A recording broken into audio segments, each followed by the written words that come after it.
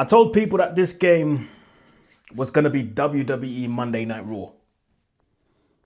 Ladies and gentlemen, we got our money's worth, man. We got our money's worth. This game, oh yes. Yeah, I enjoyed it. I can't lie, as a neutral, I enjoyed it. This was the game that everyone was looking forward to. Everyone. The build-up, the whole story around Isak, Newcastle, Liverpool. We know what's going on there. We know. The fans know. Both sets of fans. Newcastle, Liverpool. The whole country knows. The whole world knows. Liverpool arrive at St. James's Park. And this is how you know this was going to be a sick and also deranged game at the same time. Liverpool's coach, if you haven't seen it, go online and check it. You'll see the video. Liverpool's coach arrives at St. James's Park. Arne Slot and the team walk out. And all you hear is boos. The Newcastle fans were preparing themselves. Before the game, I was seeing pictures of white t-shirts online with the IKEA logo, but it's not IKEA written on it. It's Isak written on it. You rat. And I'm like, whoa. What's this going to be? What is this going to be? The guy's not even playing. But you just knew this game. Yeah. And this game, before a ball was even kicked, I said, this has a red card written all over it. This game has a red card written all over it. And, you know, the red card did happen. We'll get to that in a minute. But yo, what a game of football. Final score at St. James's Park. Liverpool leave with all 3 points. Newcastle 2, Liverpool 3. Liverpool snatch it in the 90 plus 10th minute. 100th minute, if you like. Yo, yeah, this was incredible. This was absolutely incredible. But listen, if you're new to the channel, make sure you hit the like button, subscribe, all of that good stuff. You know how you need to support this channel. If you're new here, if you're a regular on this channel, you know what to do, man. You know what to do. We're closing in on 20K. Yes, we are closing in on 20K. No, we're on the road to 20K. Closing in on 19. That's what I wanted to say. But listen, the game started off exactly how I predicted and how I thought this was gonna go. The crowd at St. James's Park. This is one thing I have to give Newcastle, yeah. Their fans are absolutely deranged, crazy. Call it what you want. They are nuts. They were cheering at every pass, damn near, every tackle, every duel that was won, aerial or underground. Any and everything was cheered by the Newcastle fans. Whenever Liverpool had the ball, it was all boos. It was all boos. In fact, it was so bad that Liverpool couldn't even gain control of the game. Liverpool had no control of this game from start to finish. I can't remember Liverpool having full control of the game, despite them scoring 3 goals, you know. Newcastle were all over Liverpool, creating the better chances, creating clear-cut chances. Like, Liverpool had no space, no air to breathe. They were suffocating. And this is something I haven't seen from Liverpool in a long, long time. Like, Newcastle had made it their mission to suffocate these guys. And I want to say they succeeded, but they almost succeeded. Because Liverpool do what Liverpool do. They just do what they do. They're the champions for a reason. They have quality all over the pitch. And what they may not have in sometimes grit and aggressiveness and desire and passion and all of that stuff mixed with the fans that, you know, give you that energy, they have it in abundance when it comes to quality, man. Out of nowhere, against the run of play, Gravenberch unleashes one outside the box. Bottom left corner, Pope did not move. He didn't move. And looking back at the replay, you could kind of tell he wasn't expecting it. I was actually expecting Gravenberch to go for the far post. Nah, near post, mate. And I think it even got a slight deflection off the post and it went in. Against the run of play, this is what champions do. Liverpool are up 1-0. But Liverpool continue to be under siege. Newcastle continue to press. They continue to put in you know, all the effort and the desire and the passion, and the fans were getting louder until the red card incident. Now, this is where we have to talk, and this is where we've got to be honest. That was a blatant red card. That was a blatant red card. Don't believe me? Ask Alan Shearer, because even he tweeted that it was a stupid challenge, man. That's a red card all day. Something along those lines, if you find the tweet. Listen, I'm all for receiving the energy from fans, being motivated, you know, going into tackles a bit harder than usual, putting in a bit more effort than usual, you know, showing that grit and showing that passion. I'm all for it. No problem. But that was just unnecessary, man. On top of that, up until that point, I actually thought Gordon was one of the best players on the pitch for Newcastle. But for you to go into that challenge and to go at Van Dijk at knee height, bro. If you watch the replay again, you could kind of see the ankle go the other way. I'm actually surprised Van Dijk, you know, managed to get up easily after that. It was so reckless, and he gets the standing leg on top of that. He's nowhere near the ball. That's a blatant red card. And now you're costing your team for being out for like 2-3 games or something. And it's not the first time that he's getting a red card since he started playing for Newcastle. Such a shame, man. Such a shame. And it was a stupid challenge from Anthony Gordon. Very, very stupid challenge. I think he let his team down. The fact that his team managed to get back to 2-2 after that, he needs to thank his team, you know. That's what I'm just being honest. He needs to thank his team and apologize to his team at the same time. But anyway, the VAR gets consulted.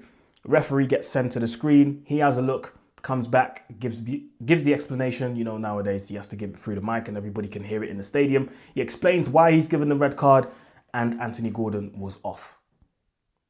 Then comes half time, and I'm thinking, you know, Newcastle are going to try and come back into the game even with 10 men, and Liverpool, if they're really smart, they're going to try and get a second one and then just try and hold the scoreline and try and score maybe a third one. When I tell you that the second half started, yeah, I missed the goal. I missed the goal because I was busy on my phone just, you know, checking tweets and whatnot, trying to see what people were saying online. And all I hear is, Ekatike! And I'm like, huh? What? So I had to wait for the replay to try and see what was happening. But Ekatike, that's 3 goals in 2 games. He's been on fire. He's been on fire. And I told people, he's going to turn out to be a very, very good signing for Liverpool come the end of the season. We're going to look back and say, Ekatike has been one of Liverpool's best signings among all of the signings that they've made. He's so composed. He's so silky when he plays football. He's very intelligent as well. For someone who's of that stature and so tall and so lanky as well, you'd think, he's not really strong, but he really is. So that was a really, really good finish from Nick Pope. And again, Nick Pope didn't move. He didn't move. Am I wrong in saying that for all 3 goals, he didn't move? Crazy. But anyway, 2-0. And at that point, I'm thinking, surely that has to be it. Surely that has to be it for Newcastle. They're not going to be able to come back. They're down to 10 men. How are they going to fight their way back into this game? How are they going to do it? Well, lo and behold, they have done it. When I tell you that Newcastle with 10 men actually looked better than they did when Gordon was on. And they looked good with 11 men, don't get me wrong. But when I tell you that Newcastle were absolutely suffocating Liverpool, it was insane to see that. I don't know if I'm wrong, but at the start of the second half, or after that goal that they scored, Liverpool, I think I saw a stat that said Liverpool had 10% possession. 10 with 11 men. Crazy. Absolutely crazy. And you know what? Their efforts were rewarded. A cross comes in. Bruno Guimarães climbs up in the air against Kerkez. Kerkez, who, in my opinion, has been really, really poor since he joined Liverpool. The performance against his former team, Bournemouth, wasn't good. The performance today wasn't good. I actually think out of the two fullbacks, Szoboszlai was actually the better fullback today, and that's not even his position. Kerkez was so poor. Guimarães climbs up above Kerkez, heads it in to make it 2-1. And I'm looking at the TV and I'm going, could they actually do it? Could they actually do it? Because after that, they pushed even more. It was all Newcastle. And Newcastle, fair play. This is the way they play. But they were aggressive. They were all up in Liverpool's faces, putting in tackles. And fair play, this wasn't really a football game. If we're really being honest, this wasn't a football game, because the amount of stops and starts that I've seen, the yellow cards, the bookings, the set pieces, the throw-ins, like, I would like to see how long the ball was in play for. I'd like to see that just for fun. But anyway, Newcastle pushing and pushing and pushing. And eventually they got the equaliser, man. Osula, who came on earlier, gets the equaliser. It's 2-2. And you can't even look at that and say it's not deserved, because it was fully deserved. It was fully deserved, people. Honestly, man, wow. That was absolutely fantastic to watch. Absolutely fantastic to watch. And you know what? Before I get to the end, I have to give someone from Newcastle his flowers. And that's Bruno Guimarães, the captain. He has been a warrior today. This is the type of player you want to have on your team. I've said this a million times. Fair enough. He's had good performances last season for Newcastle, and he's had poor ones. But more often than not, he's been one of their best players on the pitch. Reliable, a warrior, a soldier. These are the type of guys you want to go to war with.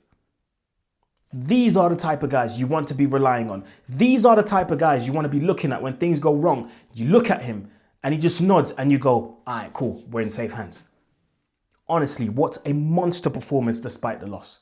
Gets a goal. And bear in mind, his two midfield partners, Tonali, off with a shoulder injury. Joe Linton, off with an injury as well. I don't quite know what the injury was. And at some points when them two went off, it just felt like it was a one-man midfield. He was there by himself, taking on everyone. Honestly, man, I rate that performance from Bruno Guimarães, man. It was a monster performance. Honestly, man. Big respect.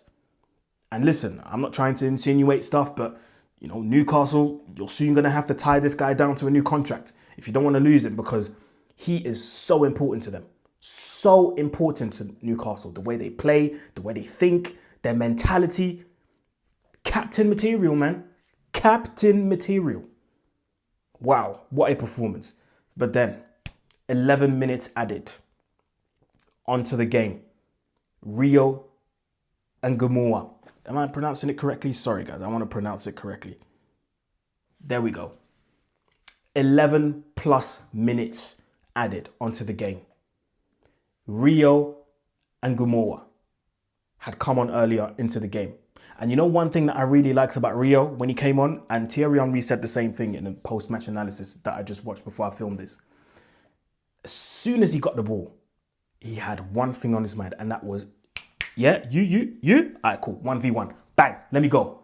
And they had to double up on him. It was Bruno and Livramento, I think. They had to double up on him because they could sense as well. As soon as he came on, they were like, ooh, yeah, this guy can be a danger, because if we leave him by himself, 1v1 against it, he could cook him. He could cook him. So they had to double up on him, triple up on him, because they knew this kid was going to be a problem. He was going to be a problem. And lo and behold, 90th minute plus 10. Lovely move from Liverpool. Fantastic move from Liverpool. It looked straight off the training ground. I don't know if it was, but it looked straight off the training ground. Salah. I think it was Harvey Elliott into Salah. Salah across the box. Szoboszlai. You'd think he'd try to hit it first time. He does the dummy through his legs. And it lands to 16-year-old Rio and Guimarães. And the composure to finish like that. Because don't get me wrong, it's very easy to sky that one, because the ball's coming with some sort of pace. Because Szoboszlai didn't touch it, remember? It's very easy. It would have been very easy for Rio to sky that. But the composure, he hangs over the ball and he just guides it in the back of the net. Doesn't even have to hit it hard, just guides it, because the ball already has pace. Guides it in the back of the net. Pope did not even move. Nick Pope did not move. 3-2 Liverpool. And honestly, when talented kids like that come on the pitch, you just want the best for them, no matter who they play for. And honestly, me watching that, I'm a fan. I'm a fan. And just like that, Rio Nguimoa becomes the 4th youngest goal scorer in Premier League history. Wow. Whoever his family is, whoever his friends are, I bet they're buzzing right now. They must be buzzing. And honestly, he deserves it. He deserves it. So, yeah, man, this WWE matchup today definitely had everything, man. It was everything but a football game. But listen, I fully enjoyed it, man. What does that say for the table now? Let me have a look. Well, Liverpool are 3rd with 6 points, but obviously what separates them and Spurs and Arsenal is the goal difference. Liverpool +3, Tottenham +5, Arsenal +6. Knowing that next week, Arsenal go to Anfield. Oh, and this one is going to be spicy. I'm looking forward to this one already. Already. And yeah, Newcastle, who are they playing next? They are playing Leeds away, which is not an easy fixture. So yeah, man, listen. Get in the comment section below, guys. Let me know what you think. Liverpool fans, let me know what you think. Newcastle fans, let me know what you think. And yeah, it's road to 20K, closing in on 19. Like, share, comment, subscribe, and I'll see you soon, people. Peace.